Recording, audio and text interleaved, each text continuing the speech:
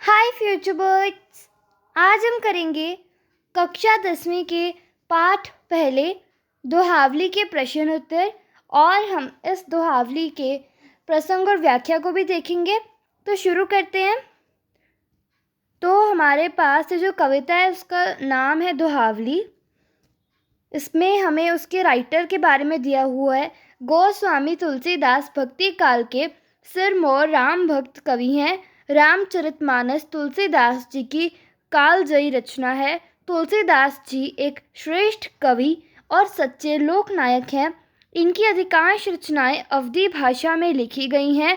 इस पाठ में राम भक्त तुलसीदास द्वारा रचित कुल 10 दोहे संकलित हैं, जिनमें भगवान राम का महिमा गान किया गया है। अब आ जाते हैं इसके दोहों पर।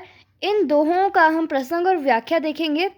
सबसे पहले है श्री गुरु चरण सरोज रज, निजमन मुकुर सुधार, बरनौ रघुवर विमल जसु, जो दायक फलचार।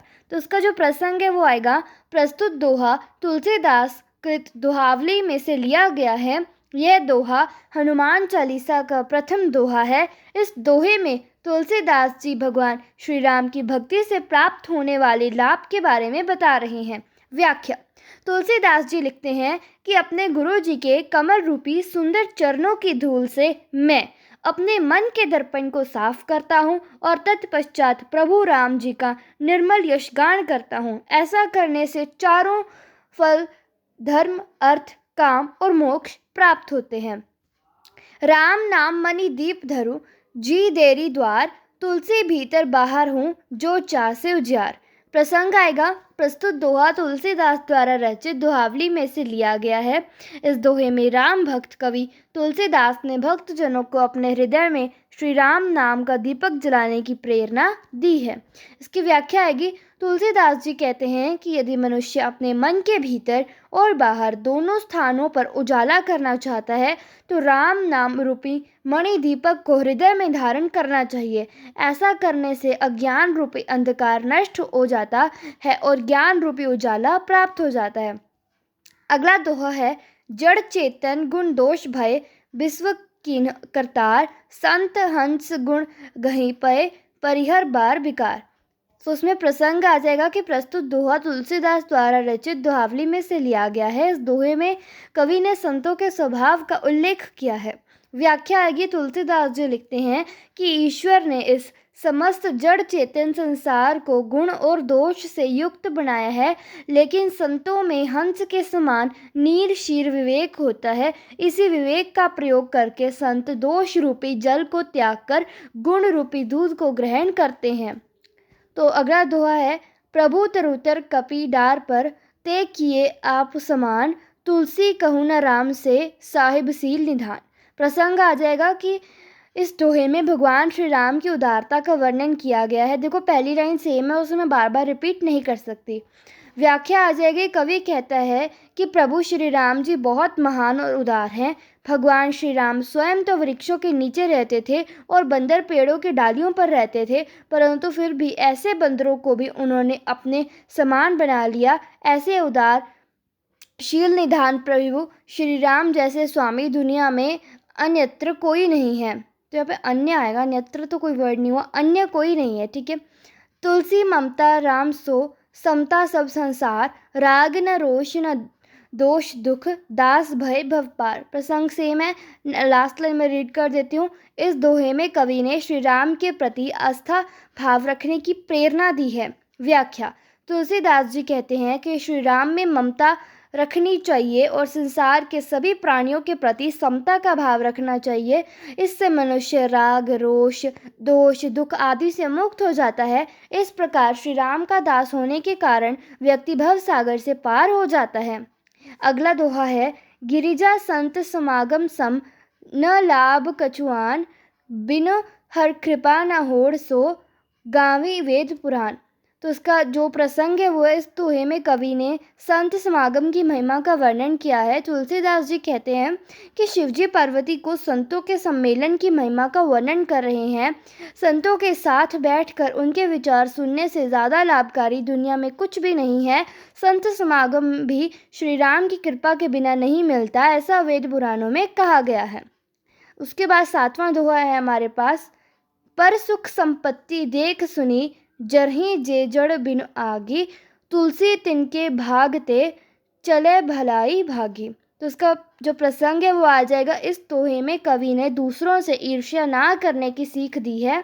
और व्याख्या आ जाएगी, तुलसीदास लिखते हैं कि जो मूर्ख लोग दूसरों के सुख और संपत्ति को देखकर ईर्ष्या से जलते रहते हैं, उन लोगों के भाग्य से भलाई स्वयं ही भाग जाती है। तात्पर्य यह है कि दूसरों की प्रगति को देखकर जलने वालों का कभी भी भला नहीं होता।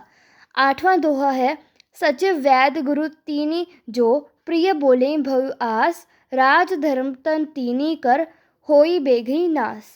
तो उसका प्रसंग आ जाएगा। प्रस्तुत दोहा तुलसीदास द्वारा रचित दोहावली में से लिया गया है।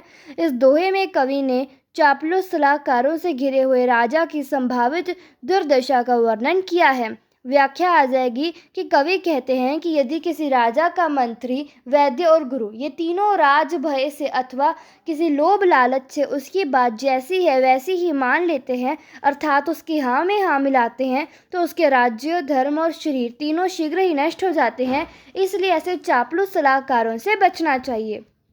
अगला है, साहब ते सेवक बड़ो, जो निज धर्म सुजान, राम बांध उतरे उधे, लांग गए हनुमान। तो इसका प्रसंग आ जाएगा कि प्रस्तुत दोहा तुलसीदास द्वारा रचित है। इस दोहे में कवि ने सच्चे और समर्पित भक्त की प्रशंसा की है। व्याख्या आएगी, तुलसीदास लिखते हैं कि वह सेवक तो स्वामी से भी बड़ा होता है जो अपने धर्म का पालन सच्चे मन से करता है। इसी बात को स्पष्ट करते हुए कवि कहते हैं कि स्वामी श्री राम तो सागर पर पुल बांधने के बाद ही समुद्र पार कर सके, परंतु उनके सेवक हनुमान तो बिना पुल के ही समुद्र को लांघ गए। 10वां दोहा है, बिन विश्वास भक्ति नहीं, तेहि विनु द्रवी न राम, राम कृपा बिन सपने हूँ, जीवन ले विश्राम। तो उसका जो प्रसंग है वो आएगा कि इस दोहे में कवि ने भगवान श्री राम पर पूर्ण विश्वास रखते हुए भक्ति करने का संदेश दिया है। व्याख्या आएगी, तुलसीदास लिखते हैं कि सच्चा भक्त भगवान पर अटूट विश्वास रखता है। बिना भगवान पर विश्वास किए प्रभु कृपा प्राप्त करना संभव ही नहीं है। भगवान राम की कृपा के बिना स्वप्न में चैन नहीं मिलता। इसलिए प्रभु श्री राम पर अखंड विश्वास रखते हुए भक्ति करना ही सब प्रकार से लाभकारी होता है। आगे आ जाते हैं प्रश्न उत्तर पर। तुलसीदास जी के अनुसार भगवान राम जी के निर्मल यश का गान करने से कौन कौन से 4 फल प्राप्त होते हैं? तो भगवान राम जी के निर्मल मन का गान करने से धर्म, अर्थ, काम तथा मोक्ष 4 फल प्राप्त होते हैं। मन के भीतर और बाहर उजाला करने के लिए तुलसी कौन सा दीपक हृदय में रखने की बात करते हैं? मन के भीतर और बाहर उजाला करने के लिए तुलसी राम नाम रूपी मनियों का दीपक हृदय में रखने की बात करते हैं। संत किसकी भांति नीर शीर विवेक करते हैं? संत हंस की भांति नीर शीर विवेक करते हैं। तुलसीदास के अनुसार भव सागर को कैसे पार किया जा सकता है? भगवान राम जी से सच्चा प्रेम करके भव सागर को पार किया जा सकता है। जो व्यक्ति दूसरों के सुख और समृद्धि को देखकर ईर्ष्या से जलता है, उसे भाग्य में क्या मिलता है? जो व्यक्ति दूसरों के सुख और समृद्धि को देखकर ईर्ष्या से जलता है, उसके भाग्य से भलाई भाग जाती है और खुशहाली भी भाग जाती है। राम भक्ति के लिए गोस्वामी तुलसीदास किसकी आवश्यकता बतलाते हैं? राम भक्ति के लिए गोस्वामी तुलसीदास सच्चे और अटूट विश्वास की आवश्यकता बतलाते हैं। आगे हैं विपरीत शब्द। संपत्ति, विपत्ति, सेवक, स्वामी, भलाई, बुराई, लाभ, हानि। फिर है नंबर 2 भाववाचक संज्ञा। दास, दासता, गुरु, गुरुत्व, निज, निजता, जड़, जड़ता। उसके बाद है विशेषण बनाए। धर्म, धार्मिक, भय, भयानक, मन, मानसिक, दोष, दोषी। तो हमारा ये जो पाठ है ये यहाँ खत्म होता है। होप आपको वीडियो अच्छी लगी होगी। वीडियो अच्छी लगी तो वीडियो को लाइक करें, शेयर करें, कमेंट करें और चैनल को सब्सक्राइब करें। Thanks for watching the video.